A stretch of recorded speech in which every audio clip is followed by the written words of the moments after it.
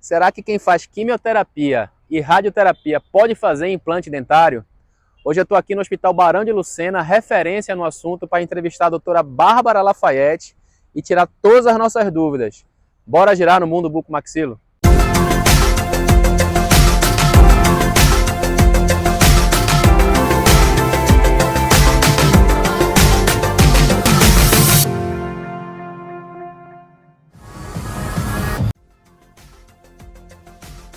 E aí, Babi? E aí, Bruno? Como é que tá? Tudo jóia. Terminou os atendimentos hoje já? Terminei agora. Então, a gente veio aqui te perguntar algumas dúvidas sobre quimioterapia e radioterapia e implante dentário, Certo, tá bom? beleza. Então, bora lá, pessoal. Então, Babi, quanto tempo tu já trabalha aqui no Barão de Lucena? Na verdade, eu trabalho aqui desde que eu me formei, que já fazem 14 anos, mas eu acabei em oncologia há 8 anos. Então, há 8 anos que eu trabalho mais com oncologia. Aqui no Barão, eu não trabalho só com paciente oncológico, mas eu trabalho também em outros hospitais, né? Com oncologia, no IMIP, na Rede Dó, então em vários locais. E por alto, assim, tu acha que tu já conseguiu ajudar quantas pessoas nesses 8 anos aí?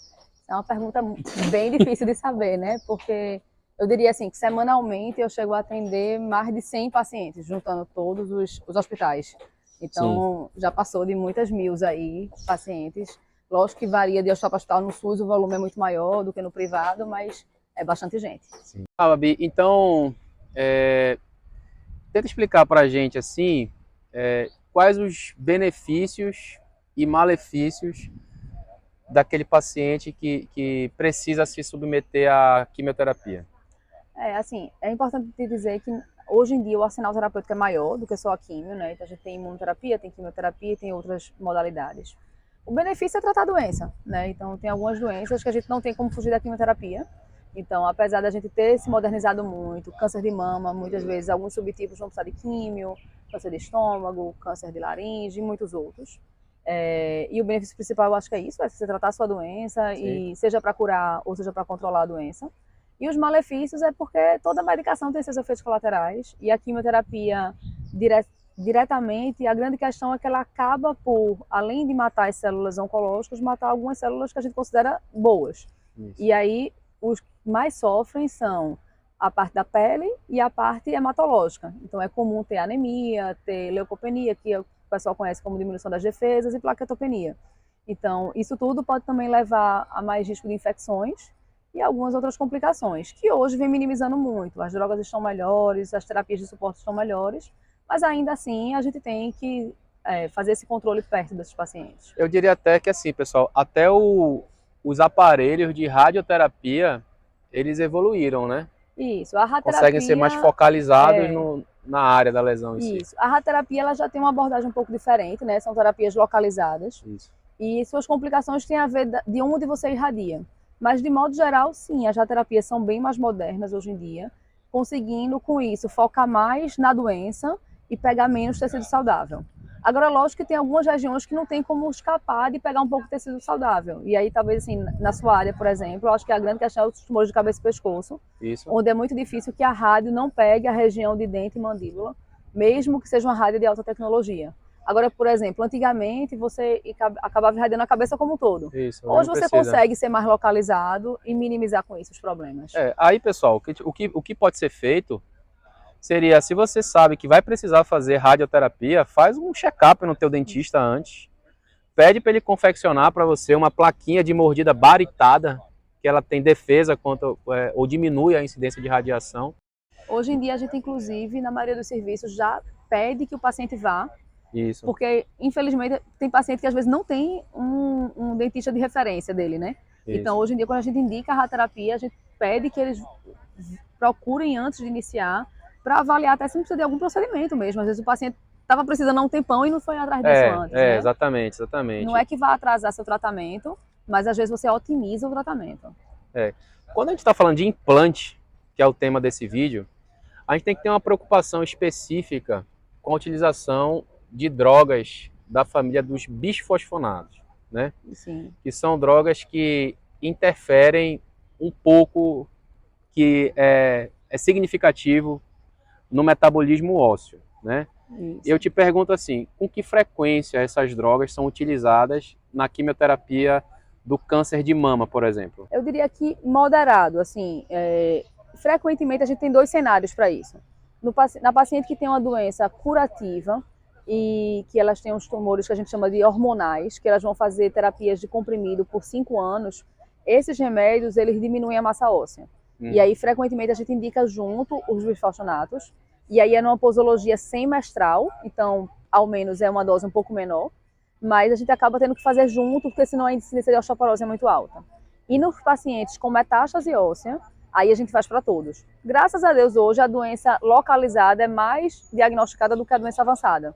Mas eu diria que 30% a 40% das pacientes vão acabar usando bifosfonatos em algum momento. Então, pessoal, fomos pegos pela chuva aí, mudamos de cenário um pouco.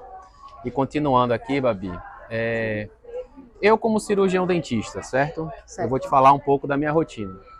Quando eu recebo um paciente, a gente pergunta, você já teve câncer? Né? Você que é recém-formado, né? Você já teve câncer? Você já fez quimioterapia, radioterapia? Aí o paciente fala, sim, né? Eu confesso, pessoal, e aí um depoimento meu, que há algum tempo atrás eu falava, então você não pode fazer implante. Não é mais assim, né? Hoje em dia, o que a gente pode perguntar para o paciente para que eu tenha segurança para devolver a qualidade de vida desse paciente, que eu sei que é isso que vocês querem, vocês que estão assistindo, e fazer meu implante com segurança. O que eu posso perguntar? O que você fez? Se você fez quimio, você fez rádio, qual a droga que você tomou? Então, assim, eu acho que o mais importante é checar em relação a rádio. Rádio de quê? Como muitas vezes a gente reforça aqui, para atrapalhar o tratamento dentário só se for de cabeça e pescoço. Porque às vezes foi câncer de mama, né? Não faz sentido nenhum você não deixar de fazer algum procedimento para uma paciente que radiou a mama, a perna, o braço. Então é importante checar, porque a paciente pode dizer só radioterapia. Então é importante você perguntar para ela de que foi, normalmente eles sabem dizer. Em relação à químio, só atrapalha se for uma coisa muito recente, onde o hemograma pode estar alterado, principalmente plaquetopenia, leucopenia. E existe uma classe de drogas que são os antiangiogênicos, que esses sim devem ser suspensos pelo menos 6 a 8 semanas antes do procedimento. E aí o grande exemplo disso é o bevacizumab, é uma droga muito usada para câncer de cólon, por exemplo. Então essas coisas têm que ser checadas e perguntadas. Mas se, por exemplo, se o paciente fez radioterapia de cabeça e pescoço, existe um prazo de segurança que eu possa reabordar ele? Veja, isso é extremamente discutível. Com as tecnologias mais recentes, em geral, após ali 1 ano, por aí, já fica mais ou menos seguro.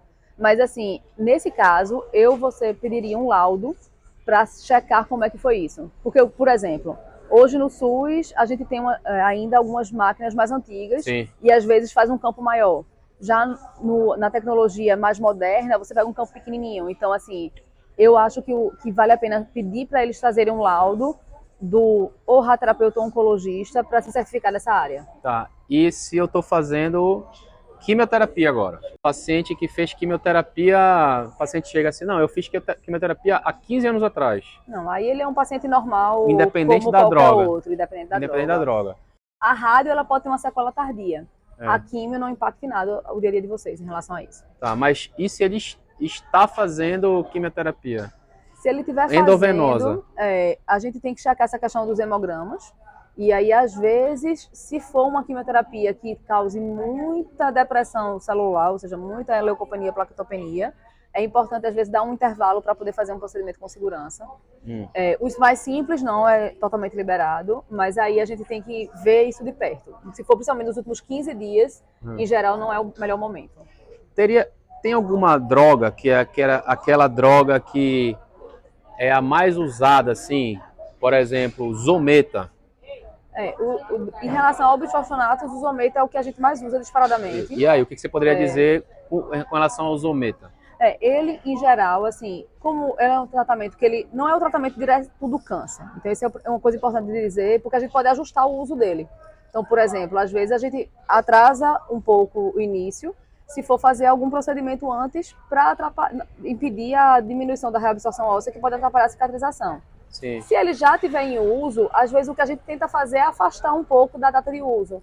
Então, por exemplo, ele acabou de fazer, eu vou conversar contigo para ver se você pode esperar um pouquinho, uns 2, 3 meses, que é quando normalmente vai ser aproximado da óssea, entendeu? Assim, e aí a gente tenta fazer um intervalo de um delta T um pouco maior, entendeu? Entendi.